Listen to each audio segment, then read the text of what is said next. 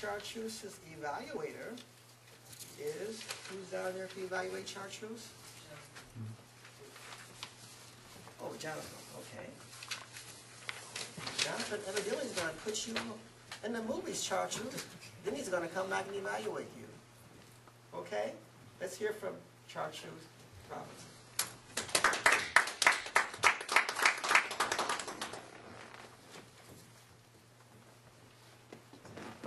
I heard a saying once, and it said that some people learned from books, some learn from observations, but others just have to piss on the electric fence and find out for themselves. I didn't have to piss on the fence, but I would like to share with you an experience that taught me a valuable lesson. Most of you know that I work as a nurse. Some 20 years ago, I had a different job, and it was for an agency, which meant that healthcare institutions could call this agency and say, we need a nurse. It might be for the day, week, months. And nurses having registered with the agency would be sent to that particular job. The agency called me and said, Chartruse, we have a new contract and we would like for you to try it. I said, okay. They said it would be the hospital at the Maryland State Penitentiary. I didn't know they even had a hospital. And come to find out, that particular hospital facility is for inmates after they may have had a surgery or a serious illness, had to be hospitalized, now come back to the prison in order to go through rehabilitation. It may be for psych patients who need to be isolated, or psych inmates who needed to be isolated, or even inmates who had chronic conditions, such as oxygen continuously. We all know that the healthcare institution or business is a multi-billion-dollar business in the United States. The mission of the healthcare institution is to prevent illness and promote and maintain health throughout the stages of life, and also to assist people to die with dignity. But what I didn't know, that the mission of the penal system is security, security, security.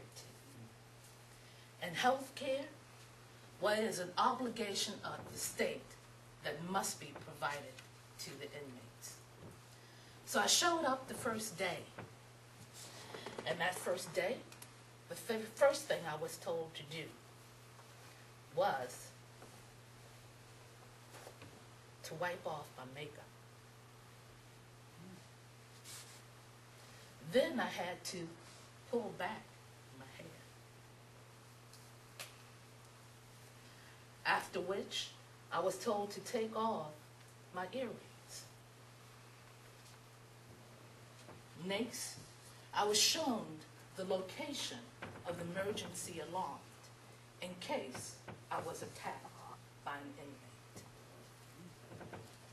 I was instructed on the strict protocol for conduct between the nurses and also between the inmates. And so my days at the penitentiary began. It was an interesting experience, dealing with the inmates as patients. Several interesting and involved experiences occurred. I remembered one day I was sitting at the desk doing some paperwork, and I happened to look up, and there was this young kid. And I just blurted out, "How old are you?" And he said, 18.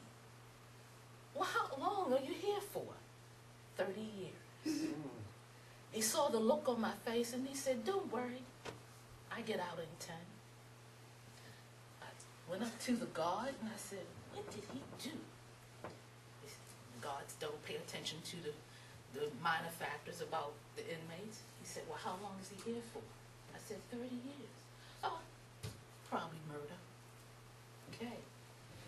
Another time I had a psych patient who would not take his medicines.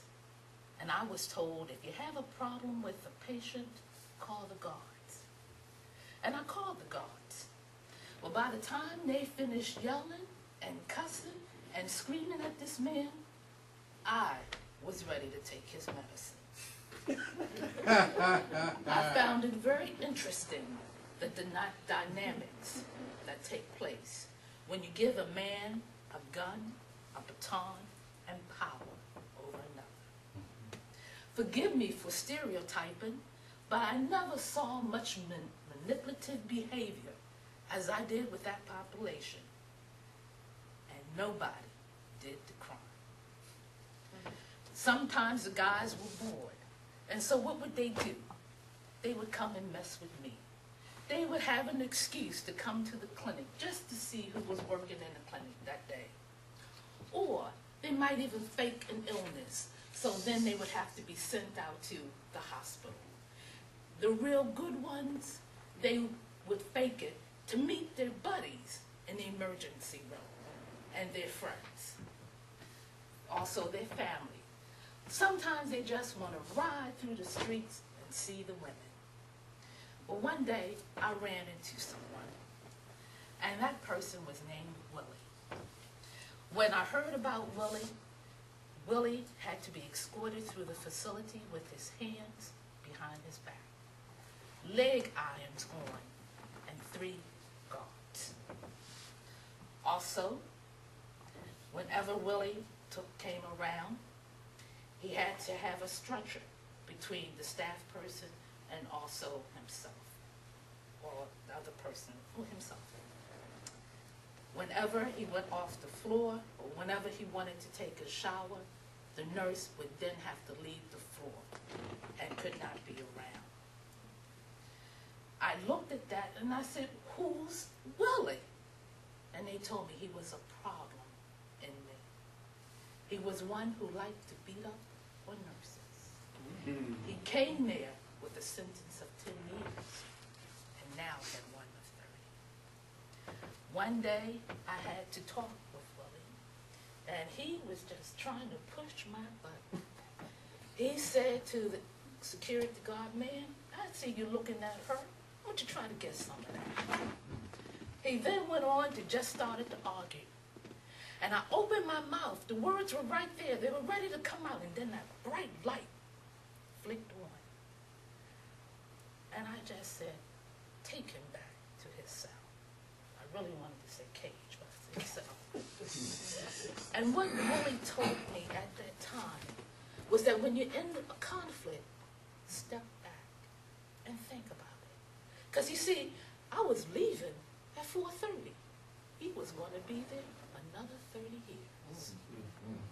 So, losing that battle was well worth winning